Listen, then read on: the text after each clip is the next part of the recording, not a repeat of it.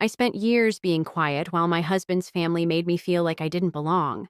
Until one night, I reminded them exactly who I am. For more powerful stories about self-worth and second chances, make sure to subscribe to the channel. The hostess barely looked up before offering a tight smile. I'm sorry, ma'am, but there's no reservation under that name. I paused, confused. That can't be right. I was invited to dinner with my fiancé's family. They're already here. She checked again. There's a reservation for 6 under Veronica Whitmore, but I'm afraid... A familiar, clipped voice cut her off. Oh, Rachel. Veronica's tone was syrupy sweet with a blade hidden underneath. I turned to see her standing nearby, wrapped in an elegant shawl, hair swept into a severe bun, her pearls catching the soft light of the Chicago skyline behind her. Seated at the table, my fiancé, Ethan, sat like a statue. His eyes flitted to mine, then quickly away. Across from him, his brothers laughed quietly with their wives, casting glances my way like they were in on the joke. I didn't think you'd actually show up, Veronica said, lips curled into a smile that didn't reach her eyes. This is a family dinner, dear. I assumed that went without saying. I kept my voice level. I am family, or so I thought. Oh, sweetheart, she said with mock pity. This restaurant, it's probably not quite your scene, right? I hear there's a little diner down the street. Might be more your speed. One of Ethan's sisters-in-law snorted into her wine. The other wouldn't look at me at all. And Ethan? He stayed frozen, jaw clenched, saying absolutely nothing. The weight of it all settled like a brick in my chest. The murmurs from nearby tables, the tension, the quiet satisfaction on Veronica's face. It was unbearable, but not unfamiliar. From the moment Ethan and I got serious, Veronica made her disapproval crystal clear. I was too ordinary, too middle class, too... not them. At first, it was subtle. Accidental oversights, backhanded compliments. But over the last 2 years, she had sharpened her disdain into an art form. Still, nothing prepared me for this, being publicly excluded, like a stranger interrupting someone else's evening. And in that moment, watching Ethan shrink into himself, I realized something painful and clear. It wasn't just Veronica who thought I didn't belong. It was all of them. She had orchestrated this. Veronica had booked a private dinner at one of the most exclusive rooftop restaurants in Chicago, making sure I'd be left standing at the entrance like an uninvited extra. And she was loving every moment of it. Her arms crossed, her smug smile daring me to break. The embarrassment should have stung. I should have felt invisible. But instead, something inside me clicked. I smiled, slowly, calmly, the kind of smile that makes people nervous. Veronica's eyes narrowed, just a fraction. I turned to the hostess. Would you mind asking the owner to come out for a moment? Veronica let out a scoffing laugh. Oh, come on. Do you really think someone like you can summon the owner of Livray with a request? I met her gaze, steady. Yes, I said simply, because the owner knows me very well. And in just a few moments, Veronica Whitmore was about to find out she wasn't the only one who played games in high society. She'd spent years making me feel like an outsider. But tonight, she'd escalated her contempt into a public spectacle, with her son, her family, and a dozen onlookers bearing witness. The room quieted around us, tension curling like smoke in the air. The hostess hesitated. Then, Rachel? A deep, familiar voice cut through the air. I turned just as Julian Deschamps, the owner of Livray, approached. Early 50s, silver at his temples, and dressed like old money with none of the arrogance. He walked with the kind of quiet power that made people take notice. Veronica's expression faltered as Julian's eyes landed on me, not with disdain, but genuine affection. Julian, I greeted, warmth in my voice. It's been a while. He gave a small nod, then looked past me, to the table where Ethan and his family sat frozen in surprise. "What brings you here tonight?" I gestured casually. Apparently, I wasn't included in the family reservation.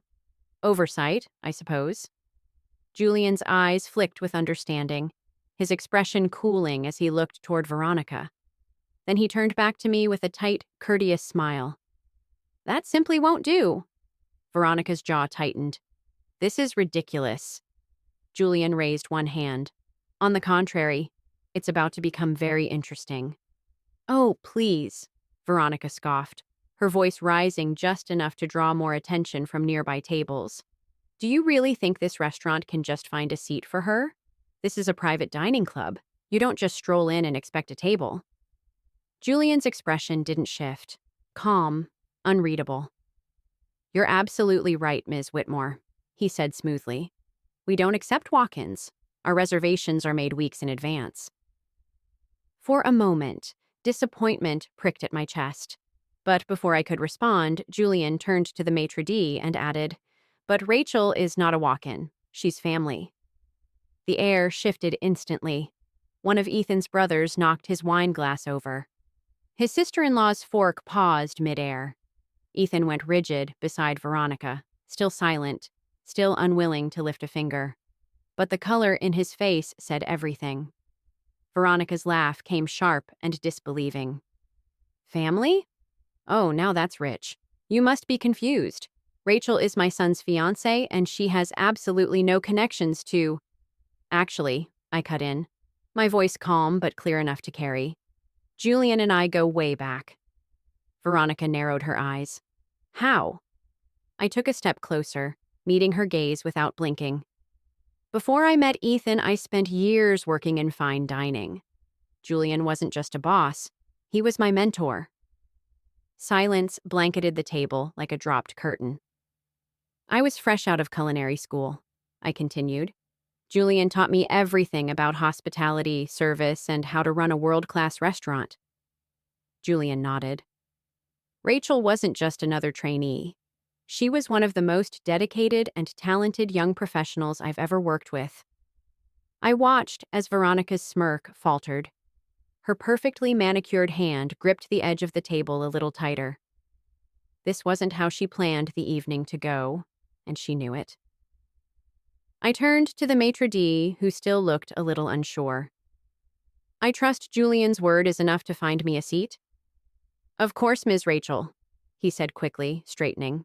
"I'll have a table set up right away." Veronica's face flushed crimson. "This is absurd," she hissed. "You're giving her special treatment because she used to work for you?" Julian smiled.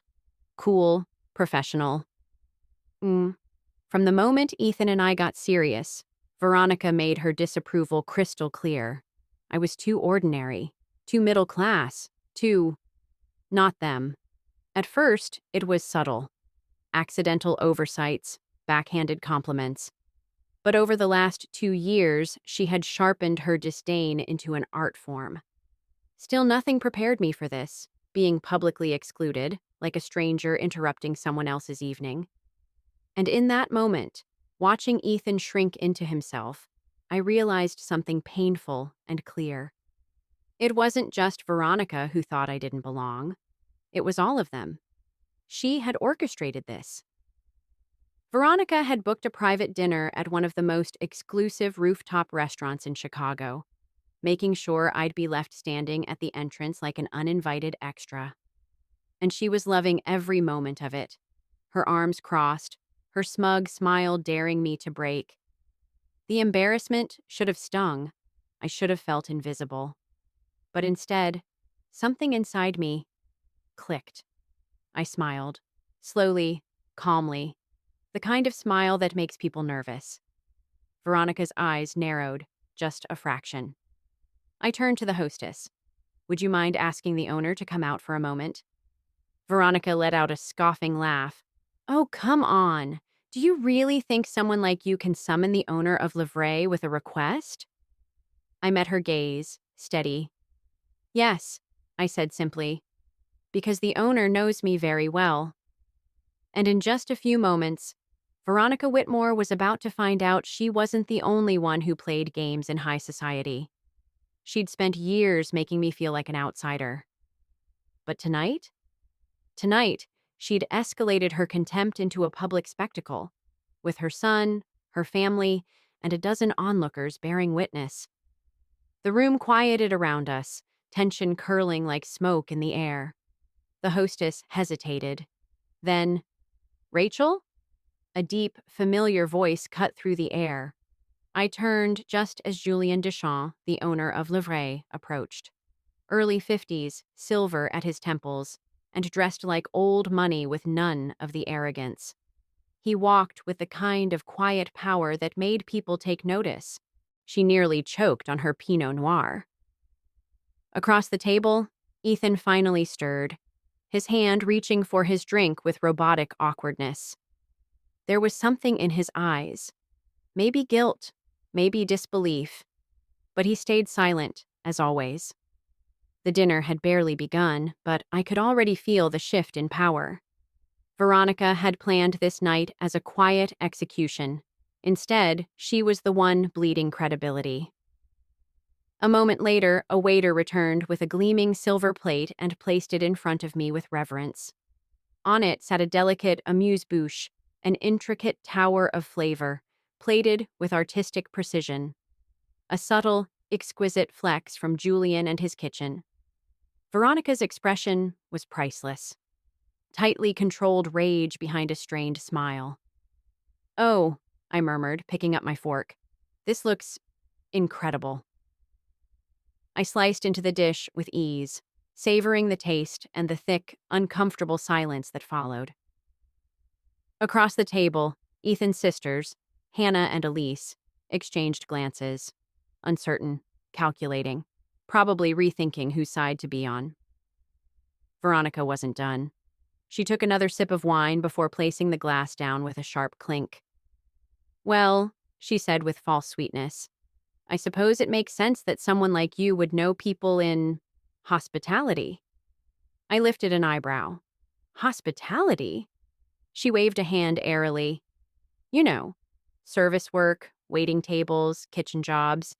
It's just not the kind of background our family usually mingles with." Ah, there it was. It was never just about dinner. It was about reminding me of where I came from. I raised my glass and smiled. "You say that like it's a bad thing." And for the first time that evening, something in her eyes flickered. Doubt. Annoyance. Maybe. Surprise? Definitely. She had expected me to unravel, to play the role of the quiet outsider who knew her place. But I wasn't that woman anymore. "I simply meant," Veronica continued breezily, "that it must have been quite the adjustment, marrying into a family like ours." Her words were coated in honey, but the sting beneath was unmistakable. And Ethan? Still frozen. Still silent. I turned toward him, searching his expression, if you could call it one. His gaze dropped instantly, focused on the condensation sliding down his wine glass like it might tell him what to do. That's when it hit me. This wasn't just about Veronica and her polished cruelty. It was about Ethan and his silence. His silence that had allowed it all. Like when Veronica forgot to invite my family to the rehearsal dinner. Or when she gifted me simple recipes for the clueless wife that first Christmas. Or last summer, when she smiled sweetly and told the country club ladies how lucky I was that Ethan had taken a chance on me. And Ethan, he'd smiled along, shrugged it off, told me she didn't mean anything by it. But this was deliberate. This was public. And he had let it happen. I set my wine glass down slowly. The crystal touched the table with a soft, deliberate click. Then I leaned forward, resting my elbows on the edge of the linen tablecloth. "Veronica," I said evenly, my tone smooth and unshaken, "do you know what the difference is between you and me?" She tilted her head slightly, a flicker of curiosity slipping past her facade. I smiled. "I worked for everything I have." A hush fell like snowfall across the table. Even the clinking of silverware from nearby diners seemed to pause. Her smile faltered. Excuse me? You heard me. I met her eyes, steady. Across from her, Hannah stiffened. Elise pressed her lips together, a spark of restrained amusement in her eyes. Are you suggesting I didn't work for what I have? Veronica asked coldly. I let the silence answer her. Then, calmly, I added, I didn't marry into wealth. I didn't inherit status. I built my life on my own terms. I gestured toward the table. And yet, here we are, eating the same food at the same table, being shown the same respect by the man who owns this restaurant. Veronica's grip on her napkin tightened. Her knuckles turned bone white. Hannah and Elise weren't smirking anymore. And Ethan? He looked like he wanted to disappear into his chair. For the first time since I'd met her, I saw something flicker behind Veronica's icy composure. Insecurity. It wasn't anger on her face. It was fear. Veronica Whitmore had spent years convincing herself I didn't belong, that I was a gold digger who'd latched onto her son. But now? Now she was seeing the truth. I wasn't someone she could break. I picked up my fork again, cutting into my dish with ease. Oh, and Veronica? I said lightly. She exhaled sharply, clearly rattled that I'd stolen the spotlight. What? You should really be careful who you look down on, I said with a calm smile. I took a bite, savoring the taste and the silence. You never know who might end up above you. The tension was thick enough to cut. Veronica, usually composed, clutched her wine glass like it was the only thing grounding her. Ethan shrank into his seat, expression unreadable. Hannah and Elise glanced at each other, visibly uncomfortable. And me? I had never felt clearer. Veronica's control had always depended on fear and silence, but not tonight. She placed her glass down with a soft clink and forced a cool smile. Well, I suppose I should commend you, Rachel. You've elevated yourself. Impressively. I didn't react. But tell me, she added, her tone falsely sweet, if you're so self-made, why is it my son paying for your lifestyle? The table went still. Hannah's eyebrows lifted. Elise froze mid-bite. Ethan flinched. Veronica had thrown her sharpest dart. I set my wine glass down, slow and deliberate. What do you mean by that? I asked, keeping my voice light. She leaned forward, her whisper thick with condescension. I mean, darling, that Ethan is the reason you afford that cute boutique job. You don't need to work, but you play pretend like you do. It's charming. She tilted her head, smiling with mock sympathy. You talk about independence, but at the end of the day, you're still just someone my son supports. There it was. Her final card. She thought she'd checkmated me, but she hadn't realized. This wasn't a game I was playing anymore. It was a reckoning. The insult was meant to shatter me. Her final strike, designed to strip me of dignity and remind me exactly where she thought I belonged. I let the silence linger, watching Ethan still avoid my gaze, hands clenched around his wine glass. Hannah and Elise looked like they were holding their breath, waiting for me to shrink. Instead, I laughed. Not a nervous giggle, not a forced chuckle. A real, full laugh. Veronica's smirk faltered. I'm sorry, what's funny? I placed my napkin gently on the table, still smiling. I just realized how unbelievably out of touch you really are, Veronica. Her eyes narrowed. Excuse me? I gestured lightly toward Ethan. You think he supports me? I raised a brow. That's adorable. Hannah made a choking sound. Elise's jaw dropped. Ethan's face lost all color, and Veronica's smile vanished completely. What are you talking about? She demanded. I sighed, almost feeling sorry for her. You still see Ethan as your little golden boy, the provider, the savior who pulled me up from some desperate place. I tilted my head. But that's not how our marriage works. Veronica stiffened. You want to know what's really funny? I continued. Half of Ethan's business ventures, his investments, his startup partnerships, were funded with my money. The silence around the table was immediate and sharp. Veronica's face froze, the reality cracking through her perfectly polished expression. What? She whispered. I met her eyes, cold and direct. Ethan didn't start with some empire. He had ideas, but no capital. I had savings, I had strategy, I took the risk. I lifted my wine glass again. And it paid off. Veronica's fingers twitched, white-knuckled around her napkin. That's not possible. I shrugged. Believe what you want. But your son's success? Built with my money, my planning, and my support? Hannah and Elise turned to Ethan, clearly seeking confirmation. But Ethan, he sat there, silent. Still too weak to speak the truth. I shook my head. You wanted to humiliate me by painting me as some dependent little wife? I leaned back in my chair, arms crossing easily. That's laughable. Then I said it, quietly but with complete certainty. The truth, Veronica? Ethan needs me far more than I'll ever need him. Her face flushed deep crimson, and for the first time, she had no words. You spent all these years trying to make me feel like I didn't belong, I said, my voice even but unwavering. But I've been the one keeping this marriage, and, by extension, your precious family name, afloat. Elise looked like she might faint. Hannah? Speechless. Her mouth opened, then closed again. And Ethan? He finally spoke. Rachel, he croaked. Maybe we should... I held up a hand. No, Ethan. My tone was calm, but firm, unshakable.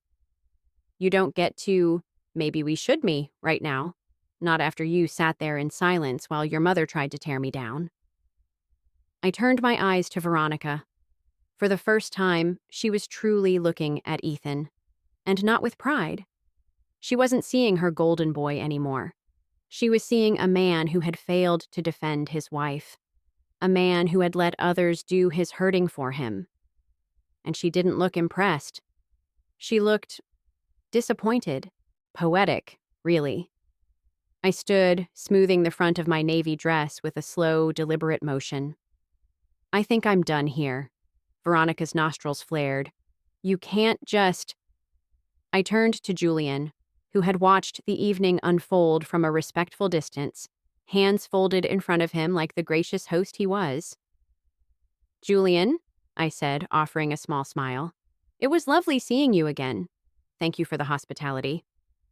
He nodded, a glint of amusement in his eyes. Always a pleasure, Rachel. Then I looked at Ethan. Just Ethan. You coming? He froze, staring at me, then at his mother. And right there I knew. I knew what he would choose, because he'd never chosen me, not when it mattered, and he wasn't about to start now. Veronica's smug smile returned, confident she'd won. But I smiled back, calm, poised, knowing something she didn't. I had already made my choice too, and soon she'd understand just how deeply she had miscalculated. Ethan didn't follow me. I hadn't expected him to. As I stepped out into the cool Chicago night, the breeze kissed my skin, but I barely noticed. My mind was sharp, clear. This dinner had been a reckoning, a truth long overdue. I pulled out my phone, fingers steady as I typed, "Me, we're moving forward." The reply came seconds later. "Attorney, understood, you'll have the draft by noon. Divorce." The word didn't scare me. What scared me was how long I had ignored the truth. That Ethan had never really been on my side. Tonight made that crystal clear. I had spent years feeling alone inside my own marriage. But not anymore. Tonight had been the final push I needed. And Veronica? She had no idea just how completely I was about to dismantle the little empire she thought she controlled. I got home before Ethan, which gave me just enough time to do what needed to be done. First stop, the office. Technically his, but I knew it better than he did. It was where he handled his investments, fielded calls from partners, played the part of the savvy businessman. I went straight to the safe. The passcode? Still the same. He had never changed it. Rookie mistake. Inside, everything I needed: bank records, tax returns, portfolio documents, and then the one I'd been looking for: the contract that tied his most profitable investment, an upscale condo development in River North, directly to my initial capital. I picked it up, scanned the dense legal text. There it was. My name, my contribution, my terms. Veronica always boasted that her son had built something from nothing. But without me, there was nothing. I took a quick photo of the contract, then placed it back, careful to leave everything exactly as I found it. I didn't need to take it. I already had the proof. Next, I went upstairs, pulled out my suitcase, and began to pack. Not in anger, not in haste, in clarity. This was no longer about emotions. It was about freedom. By the time Ethan walked through the door, I was already seated on the living room couch, suitcase beside me, coat draped neatly over the handle. He stepped inside, blinking like he didn't recognize his own house. "Rachel?" I tilted my head. "Took you long enough." His eyes landed on the suitcase. His breath caught. "What are you doing?" I stood slowly, calmly. "Leaving." His mouth opened slightly, but nothing came out. "You made your choice, Ethan," I said. "Back at that restaurant, when your mother tried to humiliate me, and you let her." His jaw clenched. "I was trying to keep the peace." I actually laughed. "Peace?" I stepped closer, watching him shrink just slightly. "Your mother orchestrated an ambush, and you stood by and let it happen." He rubbed the back of his neck, flustered, defensive, and still, somehow, missing the point entirely. "It's complicated, Rachel. You know how she is." I let out a slow breath, tired of the excuses. "No, Ethan, it's not complicated. It's simple. You're weak." His eyes snapped to mine, like I'd slapped him. But I wasn't being cruel. I was being honest. "You've spent our entire marriage letting your mother dictate how you treat me. I was patient. I gave you chance after chance. But tonight?" I shook my head slowly. "Tonight, I finally saw you for who you are." Ethan swallowed hard. "Rachel, come on. Let's just talk about this." I sighed. That's the problem. There's nothing left to say. I picked up my suitcase and brushed past him toward the door. And then, "I'll fight you on this." I stopped, turned. "What?" His face had darkened, his voice low. "If you think you're walking away from this marriage with half of everything, you're mistaken." I stared at him for a long moment before a slow smile curved across my lips. "Oh, Ethan," I said softly, "you really should read your own contracts more carefully." Confusion flickered across his face. "What are you talking about?" "You wouldn't have half of what you own if it weren't for me," I said, my voice calm, controlled. "You used my money to build your investments. And guess what?" I let the silence hang just long enough to see panic begin to surface. "I have every piece of paperwork to prove it." His face drained of color. I stepped closer, my voice low and direct. "I let you borrow my savings, Ethan. I let you use my credit, my business contacts, my trust." I smiled, sharp and certain. "But now, I want it back." Ethan staggered back half a step, eyes wide, the reality crashing into him. He had no idea who he was dealing with. "I'll be staying at the penthouse," I added, adjusting the strap of my bag over my shoulder. His brows furrowed. "What penthouse?" I tilted my head. "Oh, Ethan, the one you think you own." Confusion turned to dread.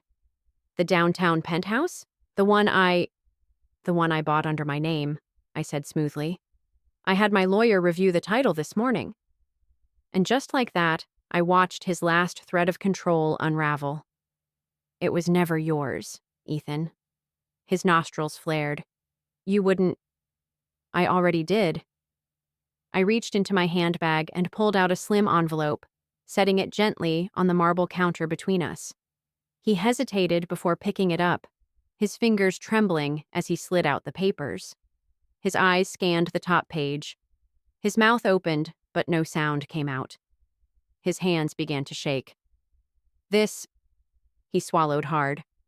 This says you own 51% of my investment firm. I nodded. Correct. His breathing quickened. That's impossible. I shrugged. Calm. Not really. I was the original investor, remember? I never transferred my ownership. You just assumed I did because… I gave a small smile. Well, you never actually read the contracts, did you? I watched the panic bloom across his face, his mind clearly racing, trying to understand how he had let this happen, how he had underestimated me for so long.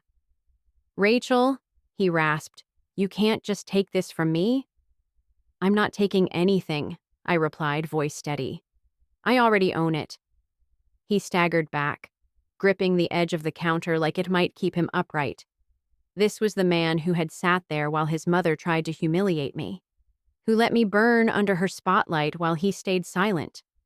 Now, he was the one left powerless. I don't understand, he whispered. Why? Why are you doing this? And for the first time in years, I felt nothing but clarity. Because, Ethan, I said softly, I finally see my worth. And with that, I walked out of that house. For the last time. A month later, I sat curled on the velvet sofa of the downtown penthouse, a glass of champagne in hand. Floor-to-ceiling windows framed the glittering Chicago skyline. Across from me, my attorney smiled, sliding over the final divorce documents. It's done. You're free. I ran my fingers over the thick paper. Free. The past few weeks had been a storm, short, cold, and brutal. Ethan had fought, of course. He tried bargaining, threatening, begging. But once my legal team laid out the contracts showing I held controlling interest in his firm, the bravado crumbled. And Veronica, she called, spitting venom. Gold-digging snake, she hissed. I simply replied, if you'd raised him better, this wouldn't have happened. Then I blocked her number. She wasn't my problem anymore. I lifted my champagne glass, savoring the sweet, quiet satisfaction. Then my phone buzzed. Ethan, can we talk? I smirked. Me, about what? A pause. Ethan, I don't know what to do. I shook my head. It was pathetic, really. For years, I'd waited for Ethan to show up for me, to be the man I believed I married. But now I saw him clearly. A man who hid behind his mother, behind my success, behind illusions. And the irony? He needed me now more than ever. But I didn't need him at all. I typed one final message. Me. That's not my problem anymore. Then I blocked his number too. Because for the first time in my life, I was choosing me. And that was power. This wasn't easy to live through.